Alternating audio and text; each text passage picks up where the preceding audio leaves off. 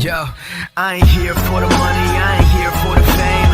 Though it might be nice to own a jet plane, I'ma do it all for you. Come along and see it's true, but the world is pretty cold. You might need a sweater too. I'ma put a ride on ya. Faktanya yang pertama dulu Pak.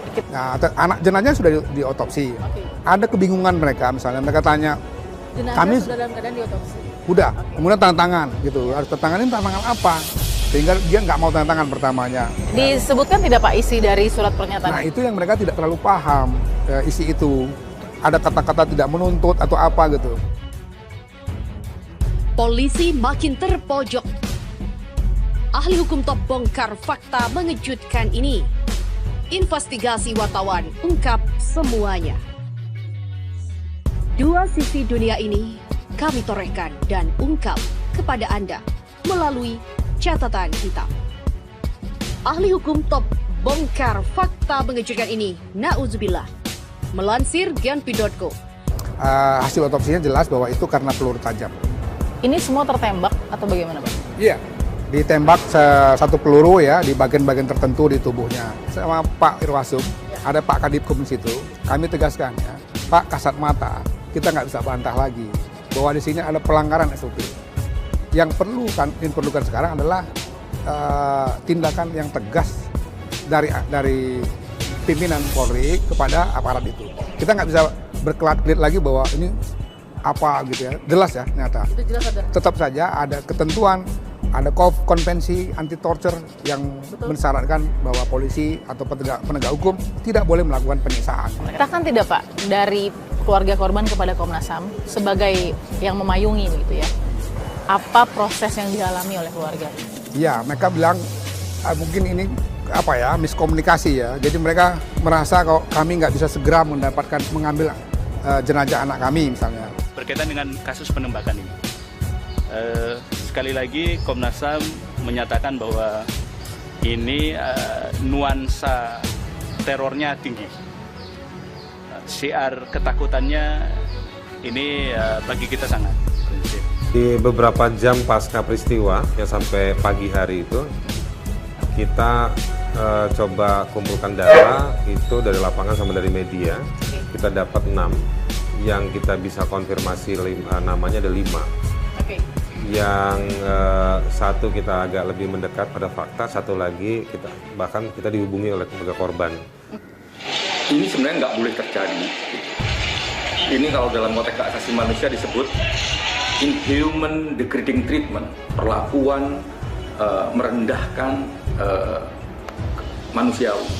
Jadi dan kita sudah menjadi negara pihak. Jadi ada satu konvensi namanya konvensi anti penyiksaan dan perlakuan kejam yang lain yang merendahkan martabat manusia. Nah, perlakuan kayak gini kategorinya adalah perlakuan yang merendahkan martabat manusia.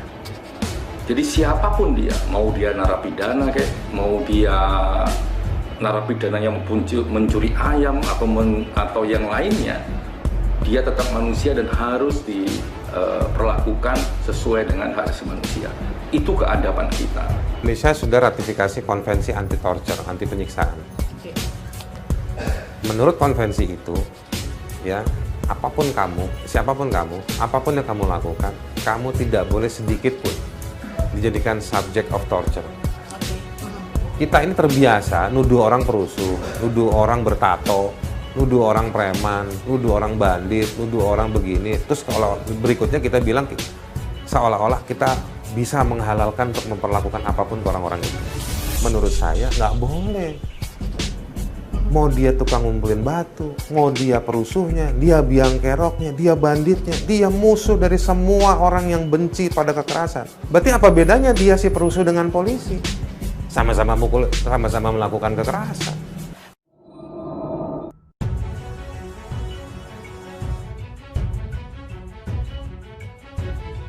Mantan Ketua Mahkamah Konstitusi Hamdan Zulfa prihatin atas penegakan hukum di tanah air yang dinilai buruk. Sebab menurutnya, hukum di Indonesia menunjukkan rule by law bukan rule of law. Rule by law merupakan hukum yang digunakan untuk kepentingan kekuasaan, sedangkan rule of law adalah hukum untuk keadilan, hormati hak asasi manusia, dan perlakuan sama di depan hukum. Atas nama hukum dengan mudah, nyawa manusia dihabisi. Atas nama hukum, siapapun yang berbeda harus ditangkap dan atas nama hukum, keadilan dan perlakuan sama diabaikan. Nauzubillah. Begitulah tulis Hamdan melalui akun Twitternya pada Minggu 13 Desember. Dalam cuitannya, Hamdan menjelaskan watak negara hukum rule by law. Hukum tersebut digunakan untuk penjajah kolonial Belanda pada masa lalu melalui KUHP, Wetboek van Strafrecht. Hukum tersebut hanya ditegakkan secara ketat kepada kaum pribumi dan pejuang dan tidak untuk warga Belanda.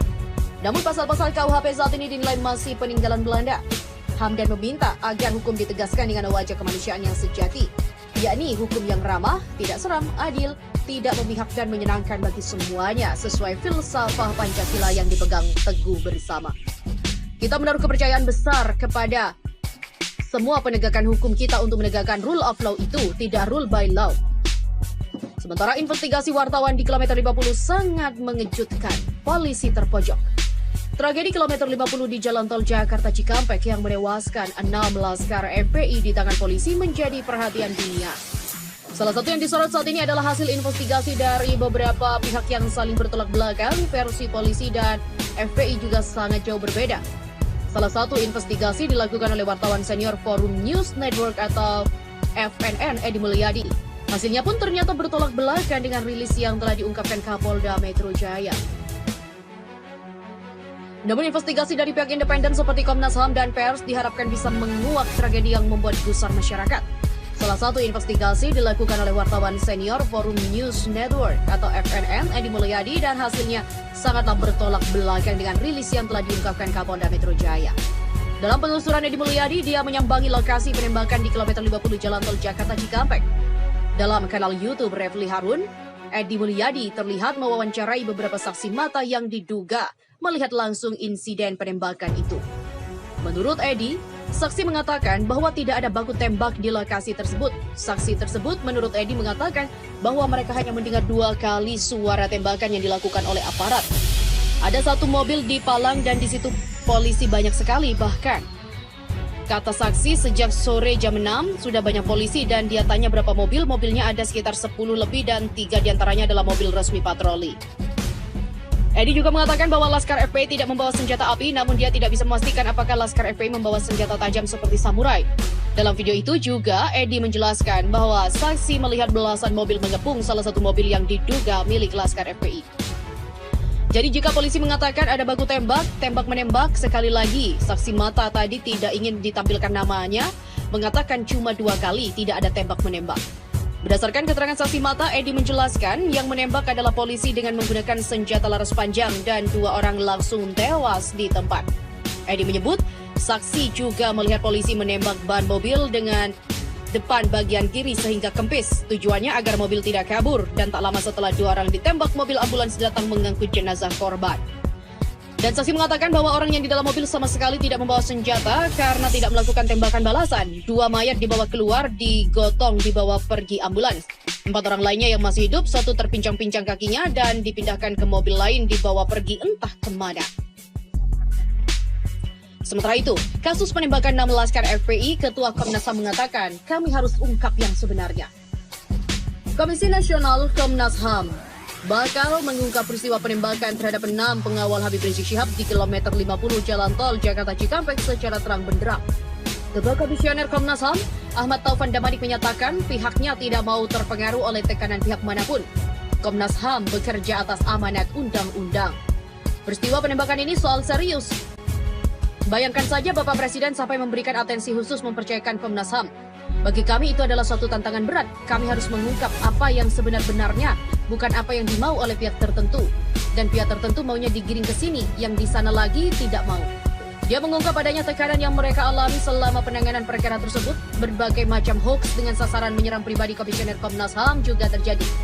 Dia mengatakan dalam mengungkap peristiwa tersebut, Komnas HAM tidak memerlukan adanya pelapor. Dalam Undang-Undang Nomor 39 itu, tidak mesti berdasarkan pelaporan. Jika ada peristiwa-peristiwa yang kita nilai suatu peristiwa yang serius, maka tanpa mesti menunggu pengaduan bisa mengambil sikap proaktif. Dia mengatakan prinsip dasar penyelidikan yang dilakukan Komnas HAM adalah segala bentuk kekerasan tanpa dasar hukum yang kuat, baik dari kalangan masyarakat biasa maupun dari kalangan aparat penegak hukum. Segala bentuk kekerasan tanpa dasar hukum yang kuat merupakan tindakan pelanggaran hukum. Terkait dengan desakan masyarakat sipil untuk membentuk tim gabungan pencari fakta, dia mengatakan Komnas HAM tak bersikap apapun atas permintaan itu, termasuk bila Presiden pada akhirnya membentuk TGPF. Yang pasti, Komnas HAM bekerja atas mandat Undang-Undang Komnas HAM. Makanya jangan dibuat bias seolah ini adalah berpihak, tidak ada. Hal itu semata karena mandat undang-undang. Pihaknya berterima kasih kepada Bapak Presiden telah memberi